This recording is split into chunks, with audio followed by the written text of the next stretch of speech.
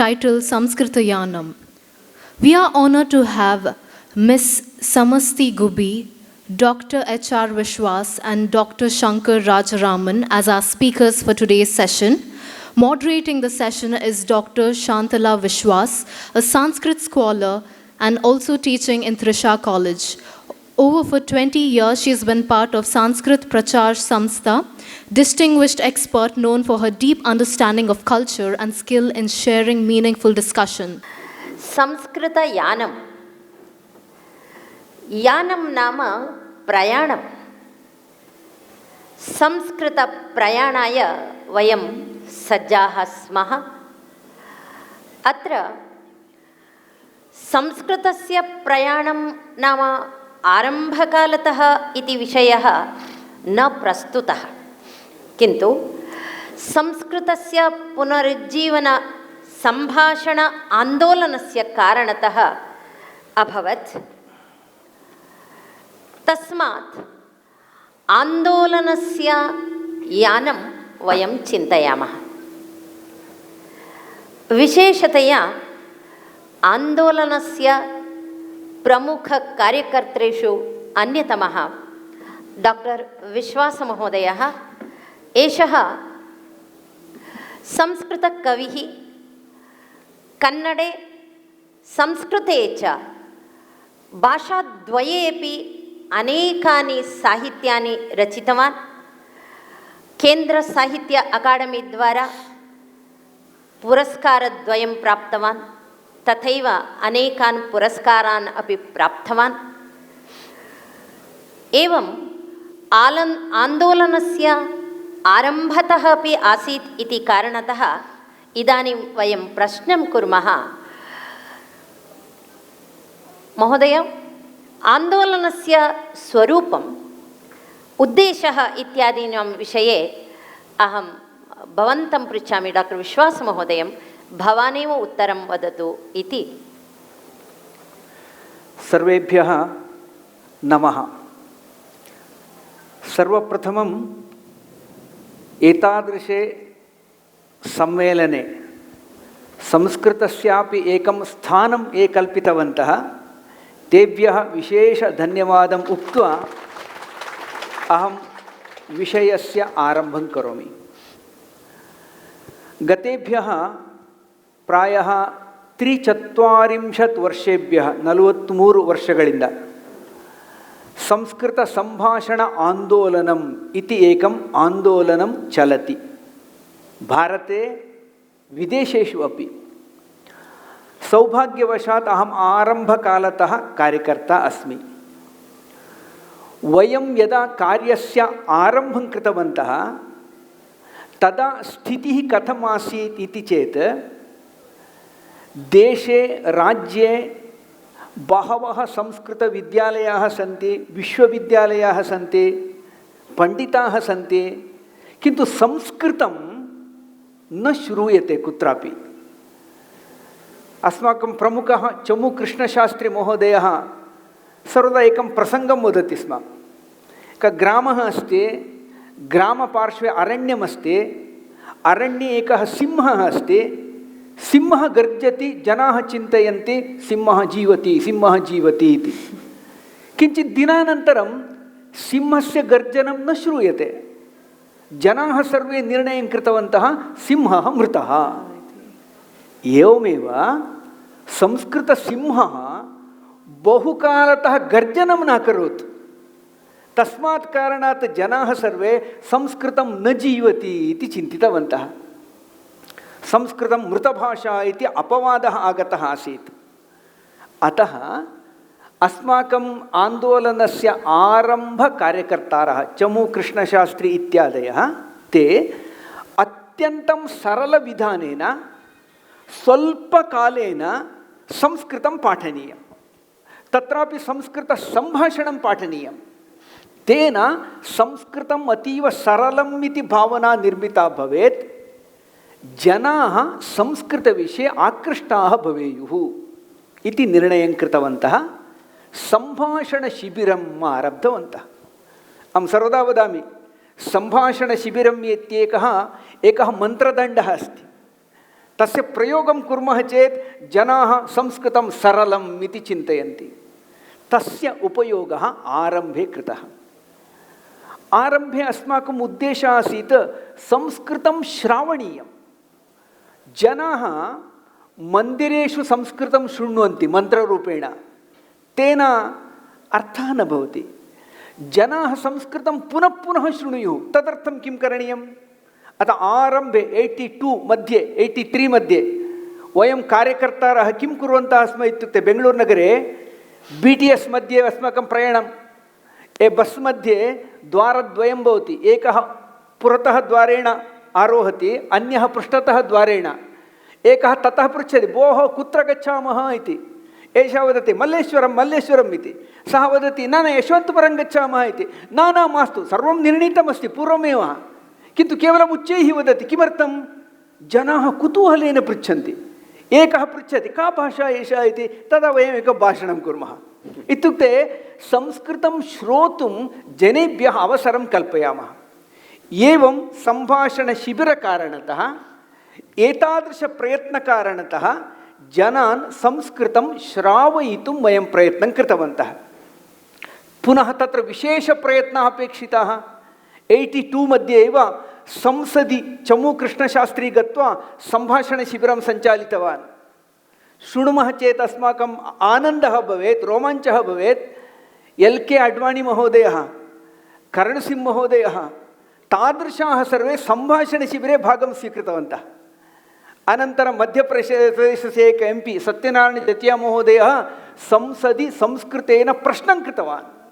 तस्मिन् काले संस्कृतेन एकं वाक्यं वदति चेदपि अत्यन्तम् आश्चर्यस्य विषयः आसीत्। इदानीम् आश्चर्यस्य विषयः नास्ति। बहुजनाः संस्कृतेन वदन्ति। एवम् आरम्भं कृत्वा वयम् अनन्तरं क्रमशः कार्यस्य विकासं कृतवन्तः। धन्यवादः महोदय। भवद्भिः आन्दोलनसमये बहुवारं प्रयत्नः कृतः भिन्नभिन्नविषयेषु इति चिन्तयामि। अग्रे अहं तद्विषये पृच्छामि। इदानीम् अस्मान् उद्दिश्य किञ्चित् संस्कृतसाहित्यविषये का भावना अस्ति, संस्कृतं साहित्यम् अथवा संस्कृतकाव्यं कथं स्यात् इति विषये डॉक्टर शंकर राजाराममहोदयः वदिष्यति। अयं महोदयः वृत्त्या वैद्यः, परन्तु वैद्यकीयवृत्तिम् इदानीं न करोति। संस्कृतक्षेत्रे संस्कृतसाहित्यानि रचयति। किन्तु अष्टावधानी अस्ति। विशेषतया शतावधानिनः रा गणेशमहोदयस्य अत्यन्तम् आत्मीयः आप्तः अस्ति। तस्मात् प्रेरणां प्राप्तवान्। संस्कृते अनेकानि साहित्यानि रचितवान्। संस्कृतभारत्या अपि अस्य पुस्तकं प्रकाशितम् अस्ति। भवान् साहित्यक्षेत्रे कृषिं कृतवान् इति बहुवारं श्रुतम्। अतः संस्कृतकाव्यं कथं स्यात्, तत्र नूतनविषयाणां समावेशः कथं तत्र कर्तुं शक्यते किम् इति विषये वदतु। नमः सर्वेभ्यः। वेदिकाम् अलङ्कुर्वद्भ्यः पुरतः स्थितेभ्यश्च नमो वाकं प्रशासे। मयापि यानमिति शब्दः प्रयाणार्थे एव गृहीतः। यानशब्दस्य तु वाहनार्थोपि भवति। मया तु अत्र प्रयाणम् इत्यर्थे अयं शब्दः स्वीकृतः। साहित्यमार्गे प्रयाणं कुर्वतः मम मनसि यादृशी साहित्यस्य परिकल्पना सञ्जाता, तामेव अधिकृत्य अत्र वच्मि। मम गृहे तु मां विहाय कोऽपि अन्यः संस्कृतं न जानाति। यत् संस्कृतं मया पठितं तत्तु 5 वर्षावधि एव। 8मकक्षातः आरभ्य 12कक्षापर्यन्तमेव। किन्तु अस्माकं यः पठ्यभागः आसीत् तत्तु स तु अतीव समीचीनः आसीत्। तत्र केवलं महाकवीनां कृतयः आसन्। कालिदासस्य कृतिः आसीत्। अष्टमकक्षायामेव रघुवंशस्य भागः तत्र आसीत्। नवमकक्षायां मृच्छकटिकस्य कश्चन भागः आसीत्। अतः मम साहित्यस्य कल्पना या वर्तते सा तु प्राचीनकवीनां साहित्यम् अभ्यस्य एव सा परिकल्पना सञ्जाता। तदेव अधिकृत्य इदानीं वच्मि, किं नाम सत्काव्यं? सत्काव्यं तु न केवलं ವಾರ್ತಾ ಅಂದರೆ ಮಾಹಿತಿ ಅಷ್ಟೇ ಅಲ್ಲ, ಅದು ಸತ್ಕಾವ್ಯ. ಆದರೆ ಇದು ಕೂಡ ತಪ್ಪಾಗತ್ತೆ. ಕದಾಚಿತ್ ವಾರ್ತಾ ಅಪಿ ಸತ್ಕಾವ್ಯಂ ಸ್ಯಾತ್. ಕಶ್ಚನ ಕವಿಃ ವರ್ತತೆ ಅಭಿನಂದಃ ಇತಿ. ಸಹ ಪ್ರಾಯಶಃ ಸಂಸ್ಕೃತಜ್ಞಾಃ ಅಪಿ ತಸ್ಯ ನಾಮ ನ ಶ್ರುತವಂತಃ. ತಸ್ಯ ರಾಮಚರಿತಂ ಇತಿ ಕಿಮಪಿ ಕಾವ್ಯಂ ವರ್ತತೆ, ಮಹಾಕಾವ್ಯಂ. ತತ್ರ ಏಕಸ್ಮಿನ್ ಪದ್ಯೆ ಏವ ಸ ಸಂಕ್ಷಿಪ್ಯ ಅಜ ಇಂದುಮತ್ಯೋಃ ಕಥಾಂ ವರ್ಣಯತಿ. ಅಜ ಇಂದುಮತಿ ತಯೋಃ ಕಥಾ ರಘುವಂಶೇ अस्ति, कालिदासस्य रघुवंशे अस्ति. एकसर्गव्यापिनी कथा सा, किन्तु अभिनन्दः तस्याः कथायाः मुख्यांशान् स्वीकृत्य एकस्मिन्नेव पद्ये तान् मुख्यांशान् निवेशितवान्. एषा अपि प्रतिभा एव, एतदपि काव्यमेव इति अहं चिन्तयामि.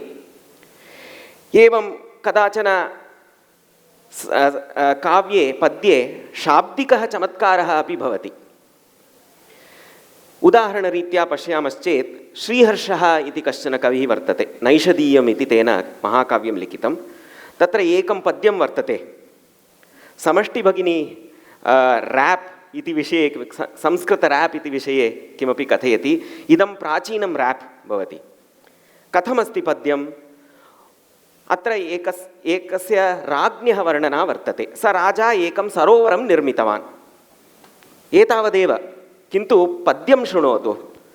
उन्मीलल्लीलनीलोत्पलदलदलनामोदमेदस्विपूरक्रोडक्रीडद्विजाली गरुदुदितमरुत्स्फालवाचालवीचि एतेनाखानि शाखानि वहनवहरित्पर्णपूर्णद्रुमालि व्यालीढोपान्तशान्तव्यथपतिकदृशां दत्तरागस्तडागः.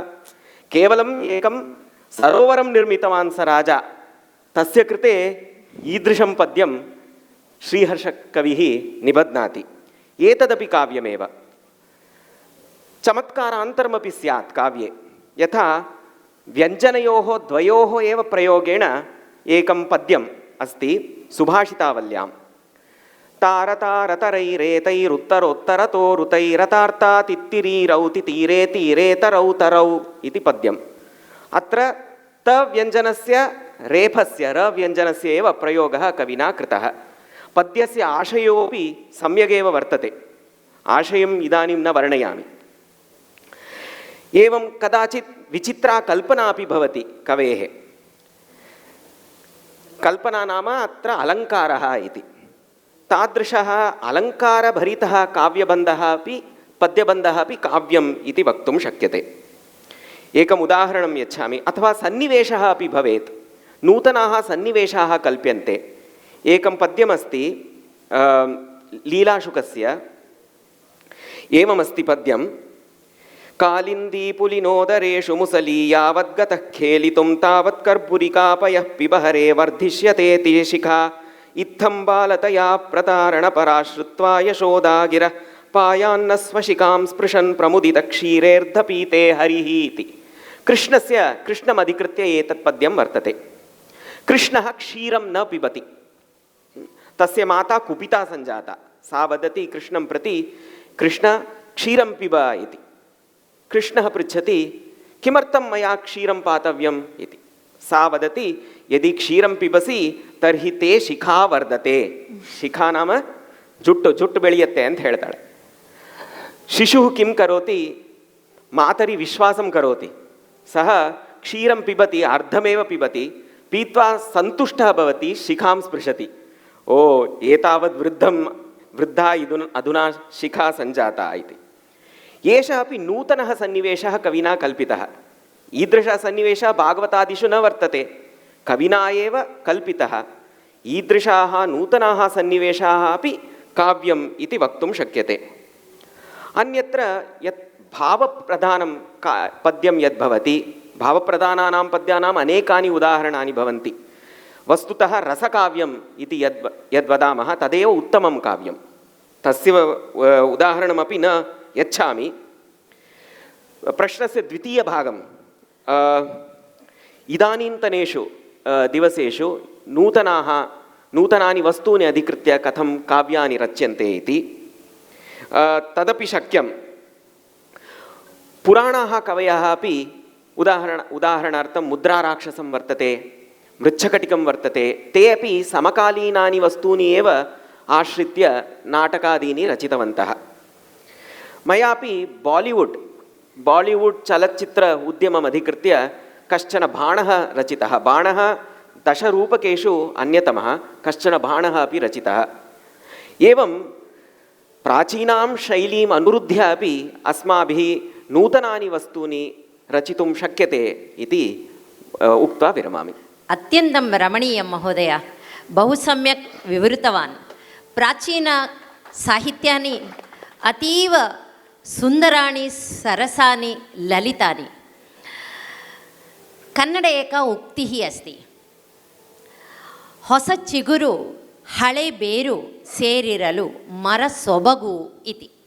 ತನ್ನಾಮ ಪ್ರಾಚೀನಂ ಮೂಲಂ ನವ ಪಲ್ಲವಃ ದ್ವಯಮಪಿ ಯದಿ अस्ति तर्हि वृक्षस्य सौन्दर्यम् अधिकम् एव।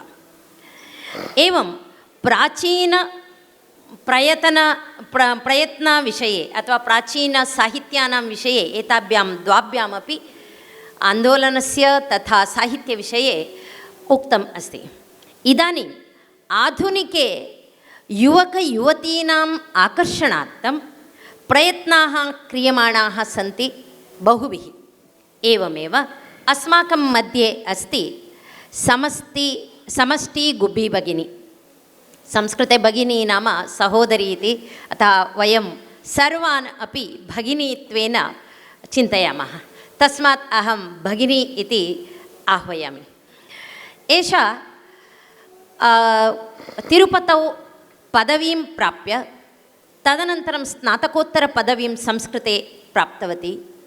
तदनन्तरं विशेषतया आधुनिकसंस्कृते यथा इदानीं माध्यमाः सन्ति, माध्यमः इत्युक्ते अस्माकं विशेषतया फेस्बुक्, इन्स्टाग्राम्, ट्विट्टर् एवं बहुविधाः कल्पनाः सन्ति। तादृशयुवसमाजे कथं तस्याः संस्कृतप्रचारप्रसाराय प्रयत्नः अस्ति इति अहं समष्टिभगिनीं पृच्छामि। संस्कृतस्य प्रचारः प्रसारः कथं क्रियमाणः अस्ति भवत्या? सर्वेभ्यः नमो नमः। श्रूयते खलु?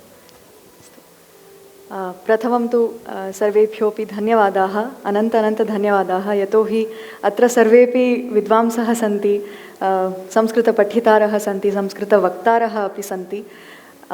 अहमपि तत्र बिन्दुवत् एव अस्मि, किन्तु मम एव सौभाग्यम् अत्र वेदिकायाम् उपविश्य मम चिन्तनं, मम विचारान् अत्र प्रकटीकर्तुम् अवकाशः वर्तते इति। आधुनिकजगति, आधुनिकसमये संस्कृतस्य प्रचारः, संस्कृतं कुत्र तिष्ठति अथवा वयं सर्वेपि संस्कृतेन कुत्र तिष्ठामः इति अहं केवलम् अत्र व्यक्तं करोमि।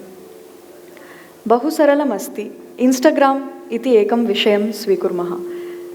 इन्स्टाग्राम् मध्ये अहं मम अग्रजः च एकं रील् स्थापितवन्तः। तत्र किमपि नास्ति, ಒಂದು ಇಡ್ಲಿ ವಡೆ ಚಟ್ನಿ ಸಾಂಬಾರ್ बहु सम्यक् अस्ति, बेङ्गलूरुनगरम् आगच्छन्तु, एतद् उपाहारगृहं बहु सम्यक् अस्ति इति स्थापितवन्तः।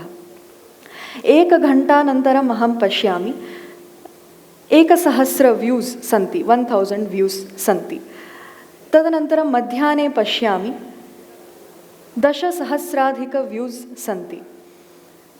अग्रिमदिने पश्यामि चेत् 10,00,000 व्यूस् आगतम्।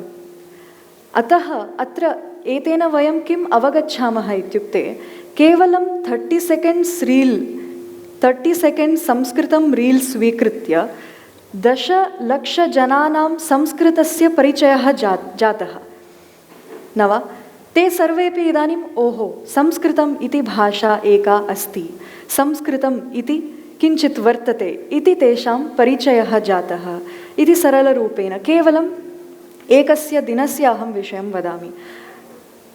तदनन्तरम् आधुनिके ये केऽपि क्षेत्राणि सन्ति, इदानीं कार्पोरेट् इति स्वीकुर्मः चेत् तत्र आङ्ग्लभाषा इति ऑफिशियल लैंग्वेज स्वीक्रियते। तत्र विविधक्षेत्रतः राज्यतः राज्येभ्यः जनाः आगच्छन्ति इति कारणतः सर्वेभ्यः अवगमनार्थं भाषावगमनार्थम् आङ्ग्लभाषा इति स्वीक्रियते। तदेव वयं सर्वेषामपि अवगमनार्थम् इदानीं कश्चित् पुरुषः आन्ध्रप्रदेशतः आगच्छति, कश्चित् केरळतः आगच्छति, कश्चित् तत्र उत्तरभारततः आगच्छति, तेषां सर्वेषाम् अवगमनार्थम् अहम् आङ्ग्लभाषायाः उपयोगं किमर्थं करोमि? मास्तु, संस्कृतं भवतु। इदानीं चिन्तयन्तु, अद्य एव मङ्गलूरु लिटरेचर् फेस्ट् मध्ये केचन जनाः आङ्ग्लभाषायाम् उक्तवन्तः, अत्र स्पीकर्स् अपि। तदेव चिन्तयन्तु, इमेजिन् कुर्वन्तु, यदि वयं तदेव संस्कृतेन कृतवन्तः चेत् कथं भवति स्म इति अस्माकं चिन्तनम् अभवत्। तथैव वयं यत्किमपि कुर्मः सरलतया वदामि चेत् संस्कृतस्य प्रचारः अति सरलमस्ति। वयं कथं जीवामः, यत्किमपि मम जीवने वर्तते तत्सर्वमपि अहं संस्कृते करोमि। अहं वर्कौट् करोमि वा, संस्कृते करोमि। 1 2 3 4 पुशप्स् संस्कृतं खलु। अहं बैक् रैडिङ्ग् गच्छामि, किमर्थं गच्छामि? संस्कृतस्य प्रचारार्थं गच्छामि, अस्तु। तदनन्तरं गीतं गायामि, संस्कृतेन गायामि न वा? तथैव अहं किम् इन्स्टाग्राम् मध्ये इन्फ्लुयेन्सर् भवामि, संस्कृतेन भवामि न वा? एतत् वयं सर्वेपि कर्तुम्, अत्र ये केऽपि सन्ति, श्रूयते वा? अत्र ये केऽपि सन्ति, वयं सर्वेपि एतत् कर्तुं वयं प्रयतामहे इति। एतद् वयं कृतवन्तः। समीचीनम्, उत्तमं। यतः आधुनिकयुगे अत्यावश्यम् अस्ति एतत्। डाक्टर् विश्वासमहोदयः वदति इदानीम् आन्दोलनसमये भवता सम्यक् एव उक्तं, तस्मिन् समये बहवः विद्वांसः आसन् खलु, तेषां प्रतिस्पन्दः कथम् आसीत्? तेषां सहमतिः, प्रोत्साहः वा आसीत् किम्? तैः आन्दोलने भागः स्वीकृतः वा? कथं भवद्भिः कार्यम् अग्रे नीतम् इति विषये वदतु। तस्य उत्तरदानात् पूर्वं भगिन्या यदुक्तं तत्र एकम् अंशं योजयितुम् इच्छामि। बेङ्गलूरुनगरे रङ्गराव् मार्गे एक काफ़ी बार् अस्ति, बहु प्रसिद्धं। तत्रत्य इड्ली बहु प्रसिद्धमस्ति, तस्य विषये सा रील् कृतवती अस्ति। वयं मध्ये मध्ये तद् होटेल् गच्छामः स्म। स यजमानः अस्माकं बहु परिचितः। सः एकस्मिन् दिने वयम् इड्लीद्वयं ददातु इति वदामः स्म। सः एकस्मिन् दिने पृष्टवान्, बेण्णे अन्लिक् ಏನು ಹೇಳಬೇಕು इति। बेण्णे अन्लिक् नवनीतम् इत्युक्तवन्तः। बेकान्लिक् ಏನು ಹೇಳಬೇಕು, आवश्यकं वा इति। तदनन्तरं वयं गत्वा इड्लीद्वयम् इति वदामश्चेत् नवनीतम् आवश्यकं वा, प्रतिदिनं वदति सः। इत्युक्ते सः संस्कृतस्य प्रचारं कृतवान्। तस्य गृहजनाः सर्वेपि सम्भाषणशिबिरम् आगतवन्तः। जनानां मनसि संस्कृतविषये तादृशं प्रेम भवति, तद् निरपवादरूपेण। पुनः एकम् उदाहरणं वदामि केवलं। सम्भाषणशिबिरं प्रति सर्वे आगच्छन्तु इति गृहं गृहं गत्वा वयं सम्पर्कं कुर्मः स्म। बेङ्गलूरुनगरे ITI मध्ये एकः प्रमुखपदे आसीत्, तस्य गृहं गत्वा सम्पर्कं कृतवन्तः। सः उक्तवान्, महोदय ನೀವು ಸಂಭಾಷಣ ಶಿಬಿರಕ್ಕೆ ನನ್ನ ಹೆಂಡತಿನ ಕರ್ಕೊಂಡು ಹೋಗಿಬಿಡಿ, ಅವಳಿಗೆ ಚೆನ್ನಾಗಿ ಸಂಸ್ಕೃತ ಕಲಿಸ್ಬಿಡಿ ಇತಿ. ಕಿಮರ್ಥಂ ಮಹೋದಯ ಇತಿ ಪೃಷ್ಟವಾನ್. ಯಾವಾಗಲೂ ಬೈತಾ ಇರ್ತಾಳೆ, ಅವಳು ಸಂಸ್ಕೃತದಲ್ಲಿ ಹೇಳ್ತಾ ಇರಲಿ, ಬೈತಾ ಇರಲಿ, ನಾನು ಸ್ತೋತ್ರ ಮಾಡ್ತಾ ಇರ್ತಾಳೆ ಅಂತ ಅಂದ್ಕೊಂಡು ಖುಷಿಯಾಗಿರ್ತೀನಿ ಅಂತ ಹೇಳಿದರು.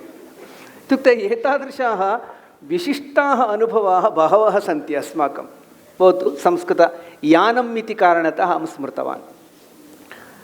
महोदयायाः प्रश्नः आसीत् विद्वांसः ये आसन् तेषाम् आशयः कः आसीत् इति। सत्यम्, आरम्भदिनेषु वयं ये एतस्य कार्यस्य आरम्भं कृतवन्तः वयं सर्वेपि बालाः एव। चमू कृष्णशास्त्री इत्यादयः सर्वेषां वयः 20-25 पर्यन्तं तावत् लघुवयस्काः। अतः अस्माकं दृष्ट्वा सर्वेषां मनसि एषः बालः इति भावना सहजतया भवति स्म। किन्तु अस्माकं सौभाग्यवशात् महापण्डितद्वयं, विद्वान् महाबलेश्वरभट्टः, विद्वान् सोतिनागराजः, यौ द्वौ इदानीं महामहोपाध्यायौ स्तः। तौ द्वौ आवयोः पार्श्वद्वये दृढं स्थितवन्तौ। तस्मात् कारणात् अस्माकं बलं द्विगुणितम् अभवत्। द्वितीयं, तेषां निरन्तरम् अस्माकं शिक्षणमासीत्। पश्यतु, सम्यक् संस्कृतेन वक्तव्यं, दोषः न करणीयः, भाषा उत्तमा भवेत्, तदर्थं निरन्तरं प्रयत्नः भवेत् इति तेषां सूचना आसीत्। तेपि अस्माकं समीपे आसन्। तस्मात् कारणात् आन्दोलनस्य गौरवं वर्धितम् अभवत्। अन्यच्च संस्कृतविद्वांसः ये सन्ति, बहवः महामहोपाध्यायाः, सर्वेषां मनसि संस्कृतस्य सुदिनानि पुनः आगच्छन्तु इति अपेक्षा आसीदेव।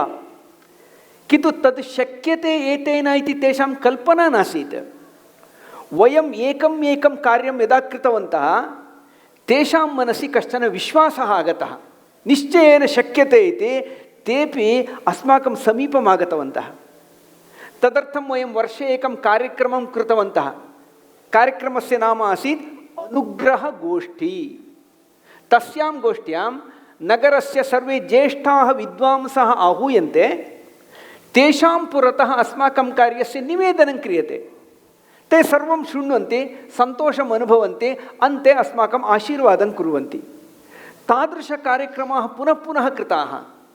एतस्मात् कारणात् पण्डितानां मनसि, विदुषां मनसि अस्माकम् आन्दोलनस्य विषये प्रीतिः उत्पन्ना अभवत्।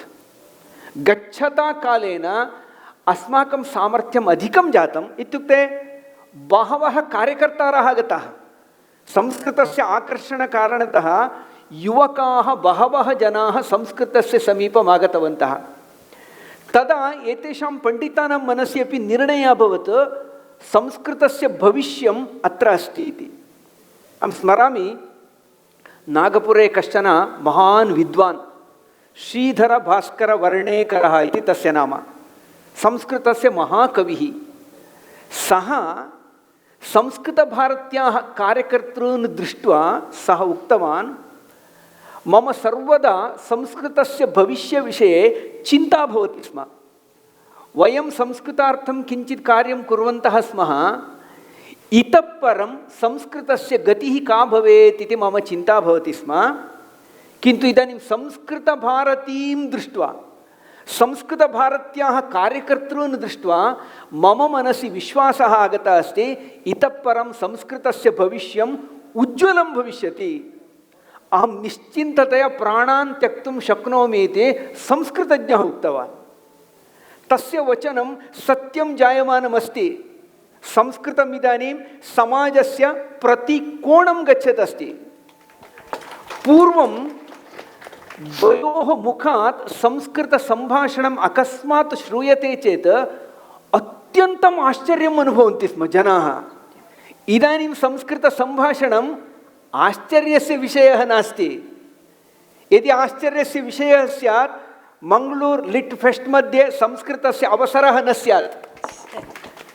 एतद् सहजं जातमस्ति। तस्मात् कारणात् अत्र अवसरः लब्धः अस्ति। अतः संस्कृतविद्वांसः आरम्भदिने यद्यपि किञ्चित् असमाहिताः आसन्, गच्छता कालेन तेपि अस्माभिः सह आगतवन्तः, आशीर्वादं कृतवन्तः, साहाय्यं कृतवन्तः। एकस्य पण्डितस्य वचनद्वयम् उक्त्वा समापयामि। तिरुपतौ राष्ट्रीयसंस्कृतविद्यापीठम् इत्यासीत्, इदानीं विश्वविद्यालयः। भगिनी तत्रैव पठितवती इति उक्तवती। तत्र कश्चन महान् वैयाकरणः के.वी. रामकृष्णमाचार्युलु इति, अत्यन्तं महान् विद्वान्। सः चमुकृष्णशास्त्रिणः विषये सः लिखितवान् पुस्तके। एते सर्वे बालाः अस्माकं समीपे पठितुम् आगतवन्तः, इदानीं ते गुरवः जाताः, वयं बालाः जाताः इत्युक्ते अस्माकम् आन्दोलनस्य कार्यकर्तॄणां विषये तेषामपि तादृशी प्रीतिः, तादृशं प्रेम उत्पन्नम् अभवत्। अतः इदानीं देशस्य प्रायः सर्वेपि विद्वांसः संस्कृतभारत्या सह सन्ति इति सन्तोषेण वदामि। धन्यवादः।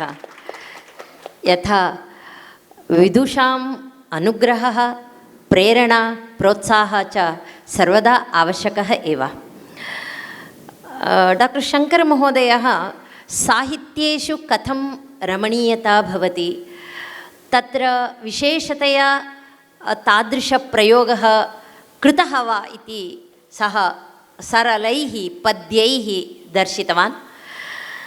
महोदय, इदानीं भवता चित्रकाव्यम् इति लिखितम् इति श्रूयते। यथा संस्कृते बहुप्रकारकाः ग्रन्थाः सन्ति, तत्र चित्रकाव्यम् इत्यपि एकमस्ति। तथैव चित्रकाव्यं नाम किं?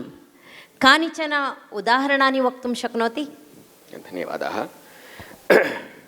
इदानीन्तनेषु दिवसेषु कोऽपि चित्रकाव्यं लिखति इत्येव विषयः आश्चर्यस्य विषयः।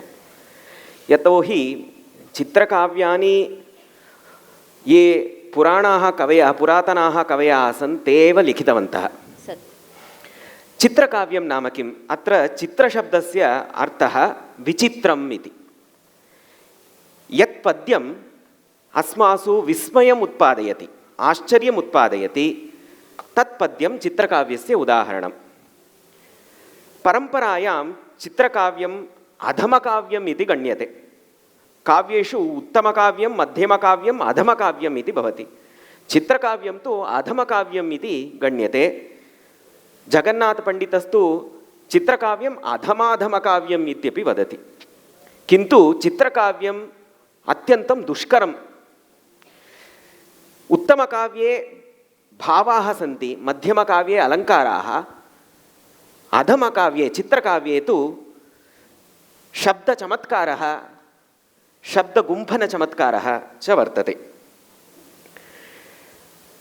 उदाहरणार्थं पश्यामश्चेत् वेङ्कटाध्वरी इति कश्चन कविः आसीत्। तेन राघवयादवीयम् इति काव्यं लिखितं। तत्र प्रतिपद्यं वयम् अग्रतः पठामश्चेत् रामस्य कथा भवति, पृष्ठतः पठामश्चेत् कृष्णस्य कथा भवति। अनुलोमप्रतिलोमकाव्यम् इत्यपि अस्य नामान्तरं वर्तते। अधुनापि चित्रकाव्यस्य नूतनाः प्रभेदाः आविष्कर्तुं शक्याः। मया एव कश्चन प्रभेदः आविष्कृतः इति वक्तुं शक्यते। आङ्ग्लभाषाभासः इति। इदं पद्यं शृणोतु। पद्यम् एवं वर्तते। गो विन the war the way you know, गो विन the war the way you know, मैत्री संसार अवे शिकार, अमास अरोब ऑल आर कोजी, हरी शो सून अवेट द रम। पद्यम् एवमस्ति। यदि पद्यं शृण्वन्ति भवन्तः तर्हि चिन्तयन्ति इदं किमपि आङ्ग्लवाक्यम् इति चिन्तयन्ति। वस्तुतः इदं संस्कृतपद्यं, कृष्णस्तुतिरूपं पद्यं। गोविन्द न गोविन्द, हे गोविन्द इति अस्य अर्थः वर्तते। इदं नूतनतया कल्पितं चित्रकाव्यम्।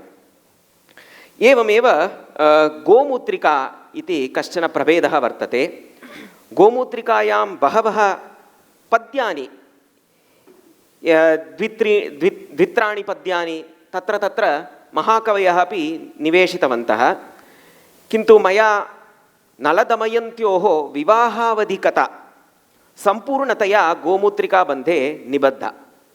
इदं प्रथमतया संस्कृतसाहित्य इतिहासे एवमस्ति। गोमूत्रिका नाम किं? पदस्तु अत्यन्तं विचित्रः वर्तते गोमूत्रिका इति। किमर्थमस्य नाम गोमूत्रिका इति दर्शयिष्यामि, यदि अवकाशः प्रदीयते। अवश्यम्।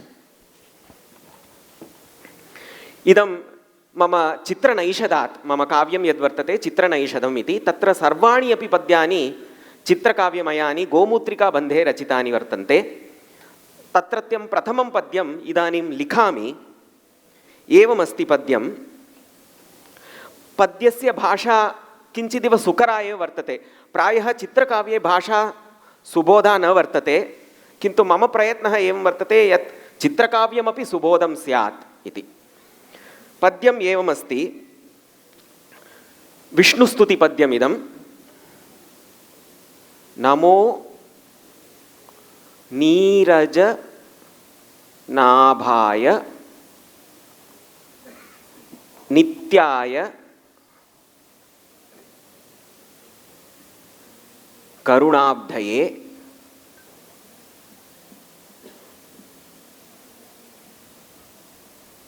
तमो निरसनार्काय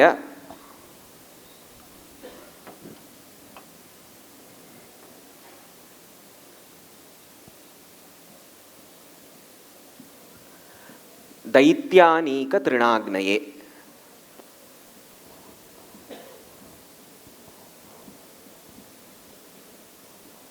पद्यम् एवं वर्तते। आशयः अपि सुग्राह्य एव आशयः। नमः नमस्काराः। नीरजनाभो नाम विष्णुः, नित्यः सः, करुणाब्धिः करुणासागरः सः, तमो निरसनार्काय सूर्यः यथा तमः नाशयति तथा सः अपि आन्तरिकं तमः नाशयति। दैत्यान् संहरति, दैत्यानीक तृणाग्नये इति। इदं पद्यम् एवमपि पठितुं शक्यते। नमो नीरजनाभाय नित्याय करुणाब्धये। नमो नीरजनाभाय नित्याय करुणाब्धये। इदम् एवमपि पठितुं शक्यते। तमो नीरसनार्काय दैत्यानीक तृणाग्नये। अस्य नाम किमर्थं गोमूत्रिका इति सञ्जातं? यदा गौः मार्गे मूत्रयति एवं जिग्ज़ैग् पैटर्न् करोति। अत्रापि जिग्ज़ैग् पैटर्न् एव वर्तते, अतः गोमूत्रिकाबन्धः इति अस्य नाम। सम्पूर्णापि नलदमयन्त्योः कथा एवं मया लिखिता। धन्यवादः महोदय। उत्तमं। संस्कृते विविधाः ग्रन्थाः, अनेकानि साहित्यानि एतादृशचित्रकाव्यं विचित्रकाव्यम् इति प्रसिद्धं महोदयः एवम् उदाहरणरूपेण अपि दर्शितवान्। भगिनी समष्टिभगिनी उक्तवती यथा अत्र आधुनिकमाध्यमान् उपयुज्य अहं कार्यं करोमि इति। तत्रापि तया एव उक्तं 10 निमेषेषु अथवा 20 निमेषेषु तत्र 10,000 20,000 अथवा एवं लक्षाधिकं व्यूस् दृष्टं। सर्वदा माध्यमः इत्युक्ते किञ्चित् भयजनकमपि। कारणं सर्वे पश्यन्ति, केवलं दृष्ट्वा न उपविशन्ति। तत्र केचन भिन्न कष्टमपि यच्छन्ति ते एव। तत्र परिहारः अपि अस्माभिः सूचनीयः भवति। अतः मम प्रश्नः अस्ति, क्लेशाः बहुविधाः आसन्नेव, सन्ति एव, भविष्यन्ति एव। तेषां सम्मुखीकरणाय कः उपायः अनुसृतः भवत्या? एवं केवलं एकः क्लेशः वर्तते। संस्कृतं प्रति यदि वयं मनसा कुर्मः, हृदयङ्गमं कार्यं कुर्मः, तत्र कोऽपि क्लेशः एव न भवति वस्तुतः। किन्तु एकः क्लेशसदृशम् इति वक्तुम् अहं शक्नोमि। अस्माकं मनस्थितिः, अस्माकम् इत्युक्ते सर्वेषां जनानां मनस्थितिः कीदृशी अस्ति इत्युक्ते, संस्कृतपठनार्थम् एकः प्रकोष्ठः आवश्यकः, एकं वातावरणम् आवश्यकम्, एकं फलकम् आवश्यकम्, एकः शिक्षकः आवश्यकः इति अस्माकं सर्वेषामपि मनस्थितिः स्यात्। तस्य दूरीकरणार्थं वयं किं कृतवन्तः, मास्तु कोऽपि चीफ् गेस्ट् मास्तु, कोऽपि हारः मास्तु, संस्कृतपठनार्थं केवलम् एकम् उद्यानं स्वीकुर्मः न वा। उद्यानं सर्वेपि आगच्छन्ति, सप्ताहान्तेषु वीकेण्ड्स् मध्ये तत्र वाकिङ्ग् गच्छन्ति, यदा कदापि समयः लभ्यते तत्र एवमेव पिक्निक् इत्यादिकं कुर्वन्ति इति कारणतः वयम् एकम् उद्यानं बेङ्गळूरुनगरे वयं चितवन्तः। तत्र सर्वेपि वयम् 8 मित्राणि आस्म। प्रथमदिने वयम् 8 मित्राणि, 8 friends together, we went to this particular garden called as Cubbon park. अस्तु वा, बेङ्गळूरुनगरे कब्बन् पार्क् इति वयम् 8 मित्राणि गत्वा संस्कृतं वदामः, तदनन्तरम् इड्डलिकां दोशिकां सर्वमपि खादामः, खादित्वा आगच्छामः इति गतवन्तः। तस्य पुनः रील् एतत् सर्वं चित्रीकरणं कृत्वा इन्स्टाग्राम् मध्ये स्थापितवन्तः। अग्रिमसप्ताहान्ते नेक्स्ट् वीकेण्ड् 80 पीपल् आगताः कब्बन् पार्क् मध्ये। तत्र वस्तुतः समस्या जाता, सेक्युरिटी इत्यादिकजनाः आगताः, किन्तु चिन्ता नास्ति, सोऽपि क्लेशः नैव। एवं संस्कृतस्य किं वदामः, प्रीतिः सर्वत्र जायमाना अस्ति, किन्तु संस्कृतं पठनार्थं, संस्कृतस्य पठनार्थं किमपि वातावरणं न आवश्यकं। यत्र तत्र तेषां वातावरणम् अस्ति तत्र वयं संस्कृतस्य केवलं परिचयं कुर्मः इति वयं चिन्तितवन्तः। कार्पोरेट् जनाः संस्कृतं वक्तुम् इच्छन्ति वा, तेषां समयानां परिवर्तनं न आवश्यकं, न अपेक्षते। तत्रैव कार्पोरेट् आफीस् मध्ये गत्वा एव वयं संस्कृतं पाठितवन्तः। तत्र 20 निमेषाणाम् एकं सत्रं, संस्कृतस्य सत्रं वयं कृतवन्तः। अस्तु, तदनन्तरम् इदानीं चित्र माध्यमेषु ये केपि सन्ति, नटाः, नट्यः, नर्तक्यः, नर्तकाः ये केपि सन्ति, गायकाः इत्युक्ते फिल्म् इण्डस्ट्री इति वदामः खलु, तेषां कृते अपि वयमेव गत्वा संस्कृतं पाठितवन्तः, संस्कृतं तत्र अधीतं न वा। अतः सर्वेपि एकत्र आगत्य तत्र संस्कृतं पठनीयम् इति नैव, जनाः यत्र तत्र सन्ति तत्रैव संस्कृतं संस्कृतस्य परिचयं वयं कारयामः चेत् तदेव अलम् इति अस्माकं चिन्तनं जातम्। अतः धन्यवादः। आन्दोलनकारणतः महती साहित्यसृष्टिः जाता इति वदन्ति। तर्हि डाक्टर् विश्वास् महोदय, भवान् तु स्वयं लेखकः अस्ति, भाषाद्वयेपि अनेकानि साहित्यानि रचितवान्। एतद्विषये विभिन्नप्रकारकाः ग्रन्थाः अथवा अनेकानि काव्यानि सन्ति इति वयं तु जानीमः एव। तत् कथं तत्र भवान् कार्यं कृतवान्? संस्कृते साहित्यनिर्माणं तु निरन्तरं प्रवर्तमानम् अस्ति, आसीत्, अस्ति च। निमेषपूर्वं शङ्करमहोदयेन सह सम्भाषणं कुर्वन् आसं, किं कुर्वन् अस्ति इति पृष्टवान्। सः इदानीं महाकाव्यमेकं रचयन् अस्ति संस्कृते। इत्युक्ते संस्कृते महाकाव्यरचनं निरन्तरं प्रवर्तमानमस्ति। तादृशकाव्यानि बहूनि आसन्, सन्ति च। एतद् अत्यन्तं योग्यमेव, अपेक्षितमपि। किन्तु अस्माकम् आन्दोलनतः ये संस्कृतं पठितवन्तः तेषाम् अपेक्षा किञ्चित् भिन्ना भवति। वयं तद् अवगन्तुं न शक्नुमः। अस्माकम् अतीव सरलभाषया लिखितं साहित्यम् आवश्यकम् इति ते अपेक्षां कुर्वन्ति। तन्निमित्तमपि लेखनीयम् इति वयं प्रयत्नम् आरब्धवन्तः। विशिष्य अन्यभाषासु या भाषाविषये प्रगतिः अस्ति संस्कृतेपि भवेत् इति चिन्तितवन्तः। वयं चिन्तितवन्तः संस्कृते सर्वमस्ति, श्लोकरूपेण सन्ति। कन्नडभाषायां भावगीतम् इति यदुच्यते तद् संस्कृते न दृश्यते। शिशुगीतानि, शिशूनां निमित्तं गीतानि आवश्यकानि, तानि संस्कृते न दृश्यन्ते। न सन्ति इति न, सन्ति अल्पप्रमाणेन। सर्वम् अस्माभिः लेखनीयम्। अस्माभिः प्रयत्नाः कृताः। केवलम् उदाहरणार्थं वदामि। मया एकं गीतं लिखितमासीत् गुब्बी विषये। एषा गुब्बी न, चटका चटका रे चटका इति एकं गीतं लिखितं।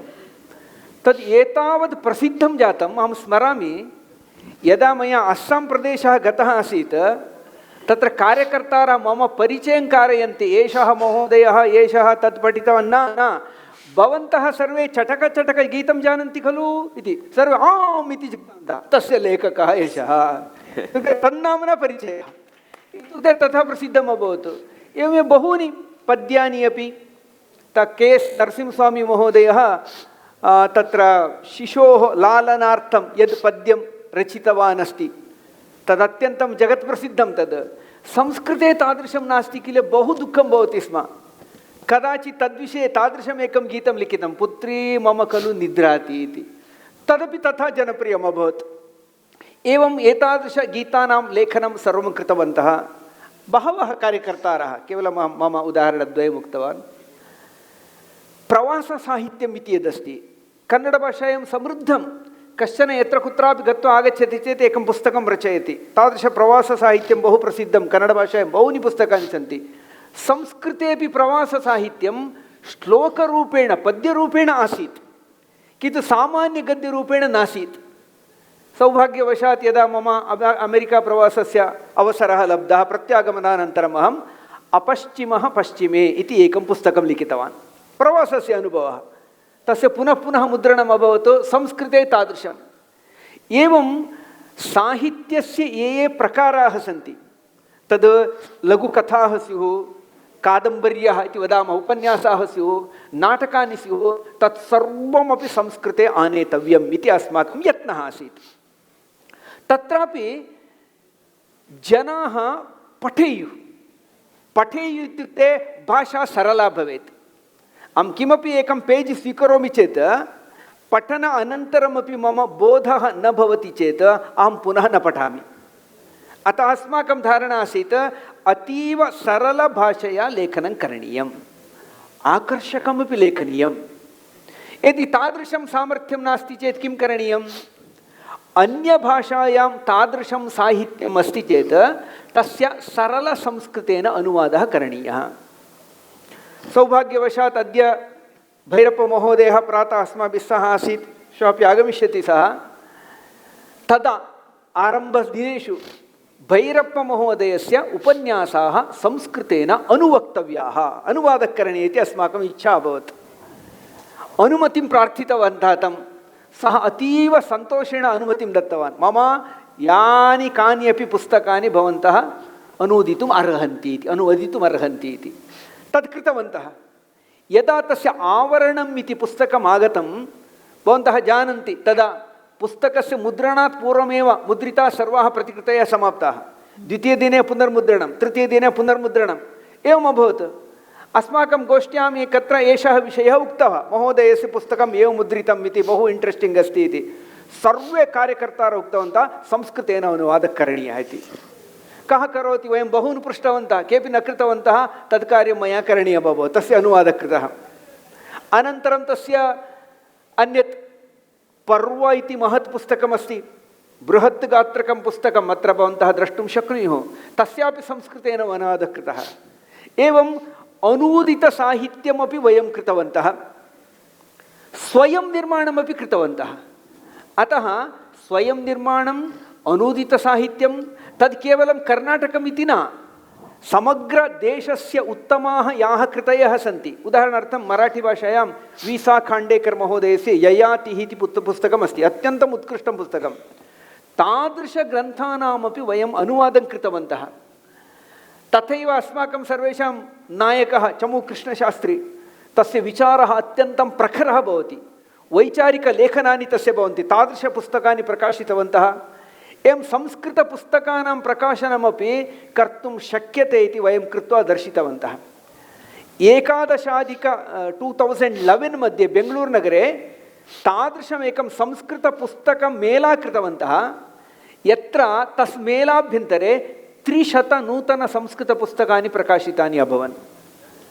तत्र लक्षाधिकाः जनाः भागं स्वीकृतवन्तः, अनेककोटिरूप्यकाणां पुस्तकानि विक्रीतानि अभवन्। नूतन एक ट्रेंड निर्माणम् अभवत् संस्कृतपुस्तकानां विषयेपि। एवं साहित्यविषयेपि नूतनविधसाहित्यस्य सृष्टिं संस्कृतभारती निरन्तरं कुर्वती अस्ति। महोदय, अहं भवता सह आन्दोलने आसम् इति कारणात् वदामि, भवान् विरहगीतम् इत्यपि एकं लिखितवान् इति अहमेव स्मरामि तद्। भवतः अनुमतिः अस्ति चेत् अहम् इदानीं लघु एकवारं श्रावयितुम् इच्छामि।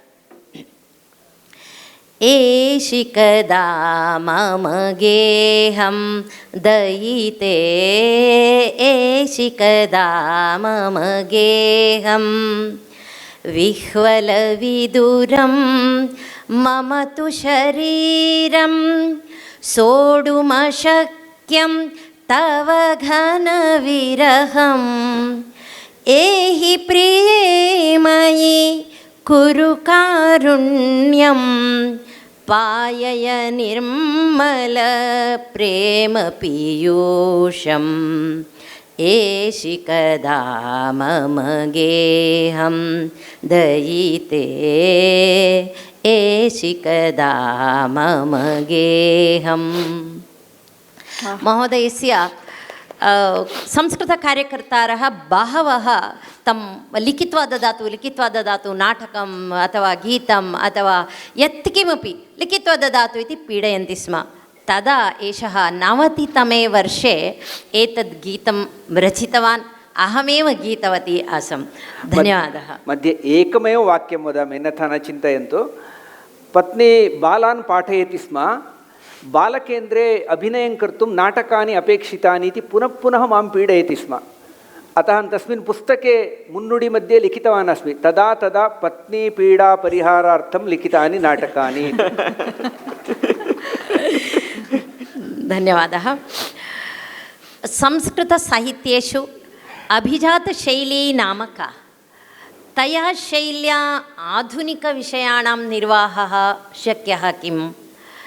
अथवा तत्र कानिचन निदर्शनानि दातुं शक्नोति वा डॉक्टर शङ्कर महोदय? धन्यवादाः।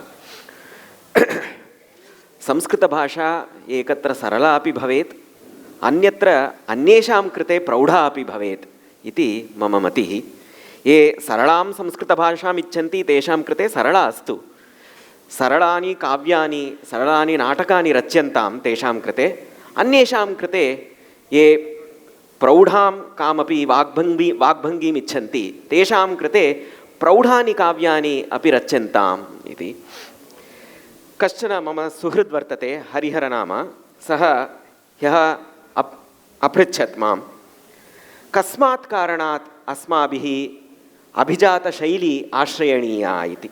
अहम् उक्तवान्, प्रत्येकं भाषायाः या अकृत्रिमा, श्रुतिसुभगा, प्रसन्ना, सुबोधा, बलीयसी अभिव्यक्तिः वर्तते, सा तु प्रायः तस्यां भाषायां रचितेषु प्राचीनकाव्येष्वेव भवन्ति इति।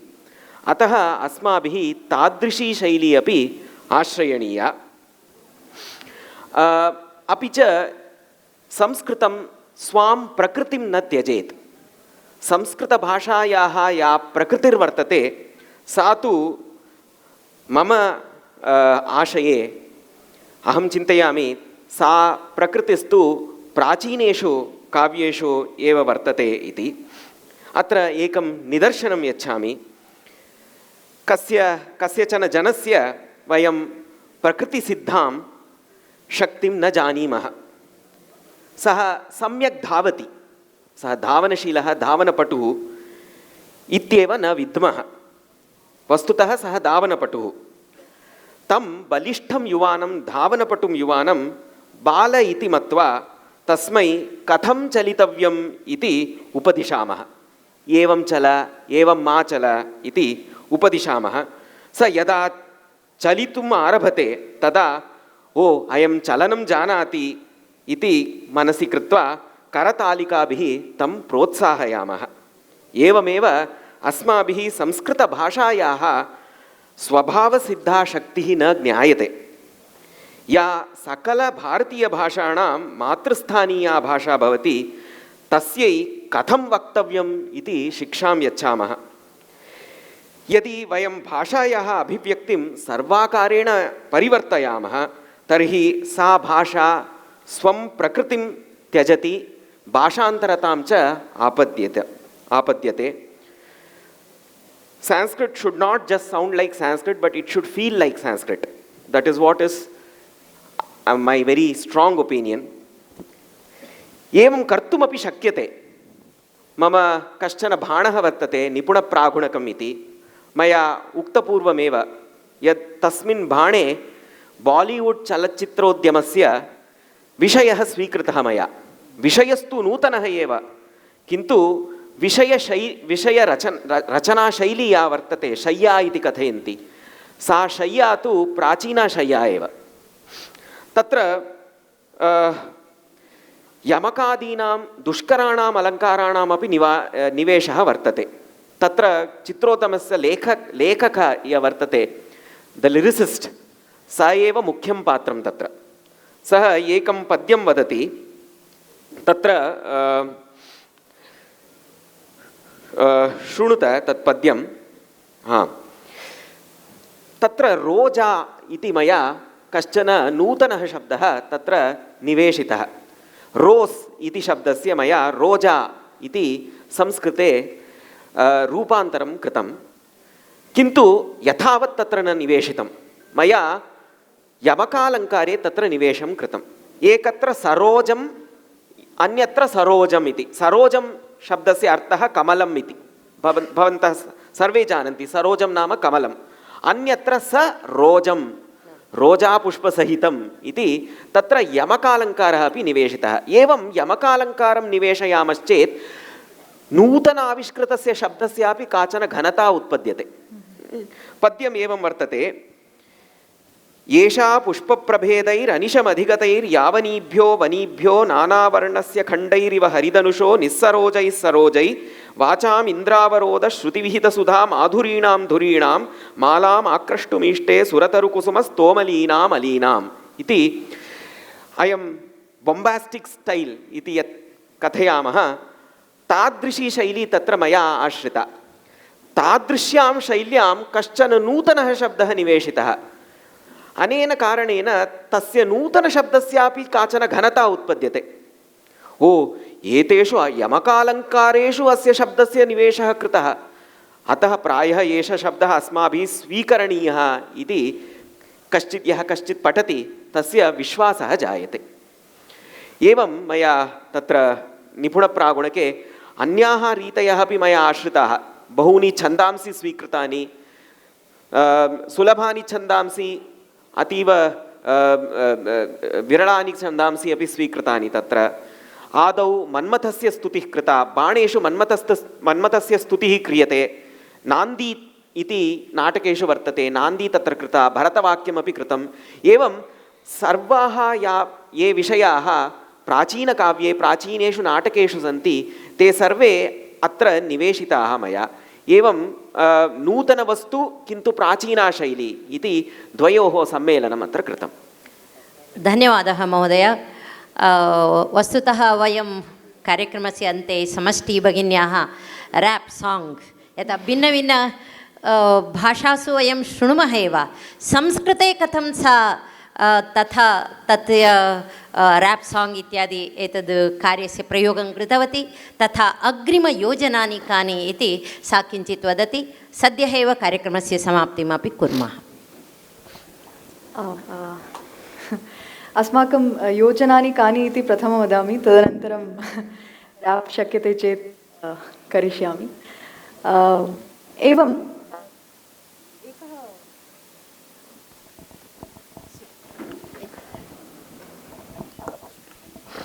एकः विषयः स्मृतः मया. गतमासे एव मम मित्रस्य जन्मदिनमासीत्. मम मित्रस्य जन्मदिनं, स्नेहितस्य जन्मदिनं.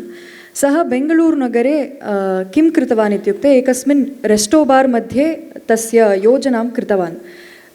एतद् केक्, तत् अलङ्कारम् इत्यादिकं सर्वं कृतवान् आसीत्. वयं सर्वेपि तत्र गत्वा पश्यामः चेत् ओ एतद् रेस्टोबार् अस्ति वा इति. तदा वयं संस्कृतमित्राणि किं चिन्तितवन्तः इत्युक्ते, अस्तु आधुनिक युवकाः कुत्र ते गच्छन्तः सन्ति इति अस्माकं खेदः जातः किञ्चित्. अतः वयं किं कृतवन्तः इत्युक्ते तस्य जन्मदिने एकस्मिन् रेस्टोबार् मध्ये जन्मदिनमिदम् ऐ प्रियसखे इति वयं गीतवन्तः। सर्वेपि दृष्टवन्तः, ये केपि तत्र आसन् ते सर्वेपि पश्यन्तः, ते एव आगत्य संस्कृतस्य जन्मदिनगीतं गीतवन्तः अस्माभिः सह।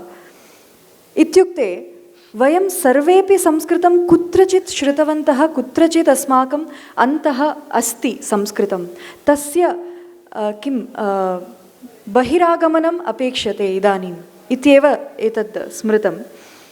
तदनु इदानीं अस्माकम् एकं चित्रं, संस्कृते एकं चित्रस्य निर्माणं वयं कुर्वन्तः स्मः। तस्य नाम अस्ति मित्रम् इति। एकं प्रेमकथनम् अस्ति, आधुनिककथा अस्ति, प्रेमकथनं। तत्र फैटिङ्ग् इत्यादिकमपि अस्ति, अपि च किञ्चित् सैफै अस्ति, तत्र गीतमपि अस्ति, राप् अपि अस्ति तत्र।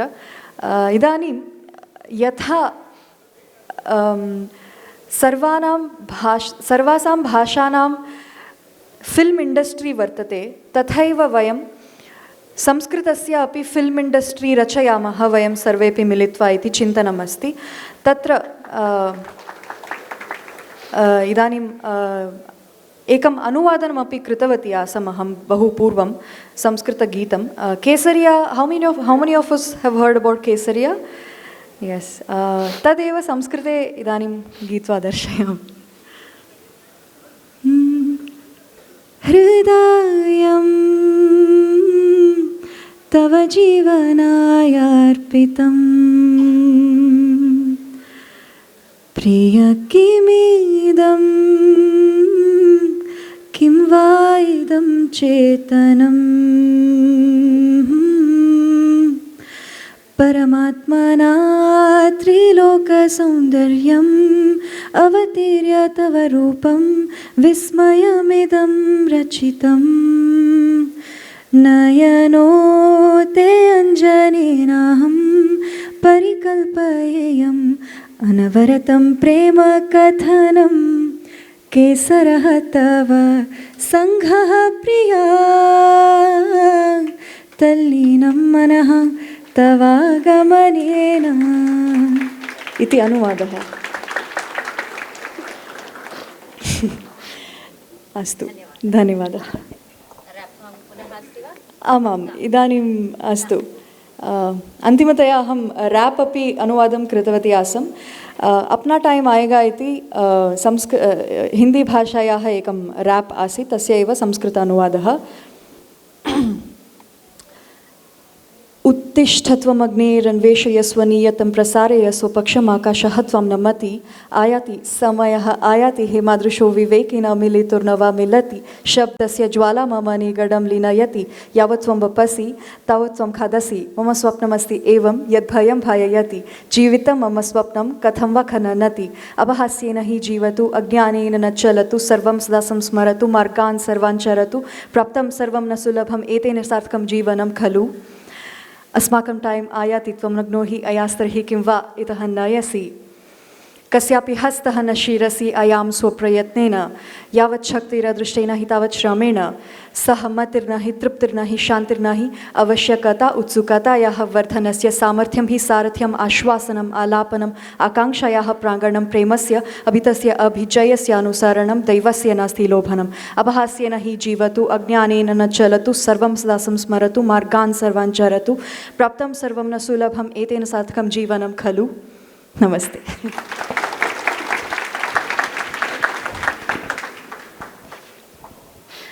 नमांसि। एतावत् पर्यन्तम् अस्य कार्यक्रमस्य श्रवणं कृतवन्तः भवन्तः सर्वे अस्मान् प्रेरितवन्तः। विशेषतया भारत् फौण्डेशन् इत्यस्य लिट् फेस्ट् मध्ये अस्माकं विशेष अवसरं कल्पितवन्तः संस्कृतगोष्ठ्याः निमित्तम्।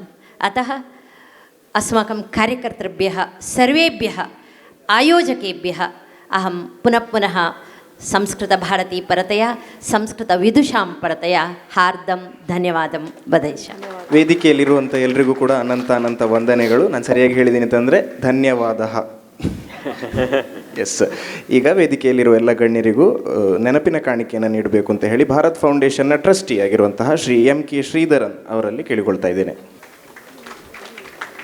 ಭಾರತ್ ಫೌಂಡೇಶನ್ನ ಟ್ರಸ್ಟಿ ಆಗಿರುವಂತಹ ಡಾಕ್ಟರ್ ಎಂ.ಕೆ. ಶ್ರೀಧರನ್ ಇವರು ನಮ್ಮ ಈ ವಿಚಾರಗೋಷ್ಠಿಯ ಭಾಗವಾಗಿದ್ದಂತಹ ಸಮಷ್ಟಿ ಗುಬ್ಬಿ ಡಾಕ್ಟರ್ ಎಚ್.ಆರ್. ವಿಶ್ವಾಸ್, ಡಾಕ್ಟರ್ ಶಂಕರ್ ರಾಜರಾಮನ್ ಮತ್ತು ಡಾಕ್ಟರ್ ಶಾಂತಲಾ ವಿಶ್ವಾಸ್ ಇವರಿಗೆ ನೆನಪಿನ ಕಾಣಿಕೆಯನ್ನು ನೀಡ್ತಾ ಇದ್ದಾರೆ. ಜೋರಾದ ಚಪ್ಪಾಳೆ.